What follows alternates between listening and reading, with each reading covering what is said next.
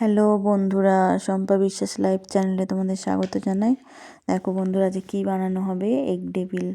দেখো, ডিম আলু সিদ্ধ করে নেওয়া হলো, কড়াতে পেঁয়াজ কুচি দেওয়া হয়েছে, ভাজা হচ্ছে, ওর উপরে সিদ্ধ আলুগুলো দিয়ে দেওয়া হয়েছে, দিয়ে নাড়তে হবে। বন্ধুরা, আমার চ্যানেলে ভিডিও ভালো লাগলে চ্যানেলটিকে like, comment, share and subscribe করবে।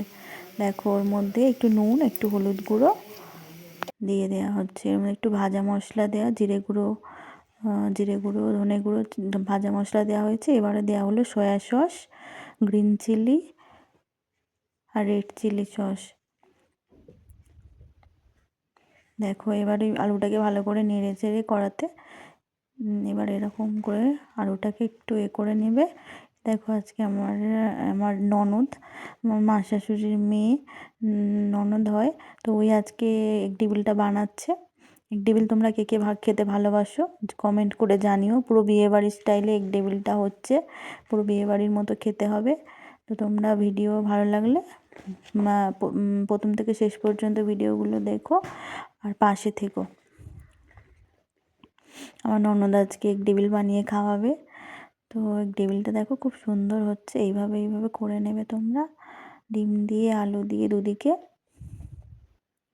দেখো, খুব সুন্দর হয়েছে। দেখো, বেড গ্রামসে কোট করা হচ্ছে। বেড গ্রামস দোকানে কিনতে পাওয়া যায়। বেড গ্রামস না থাকলে তোমরা যেই টোস্ট হয় না, টোস্ট গুঁড়ো করে নিতে পারো, ওতেও হয়।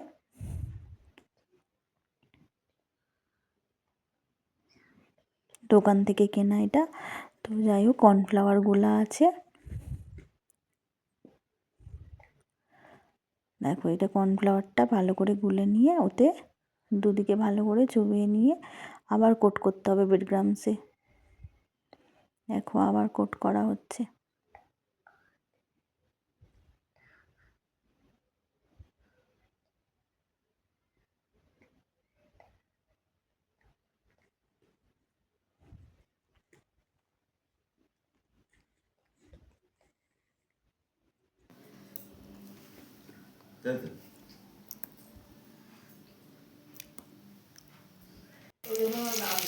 দেখো, এবার গরম তেলে ছেড়ে দেওয়া হলো।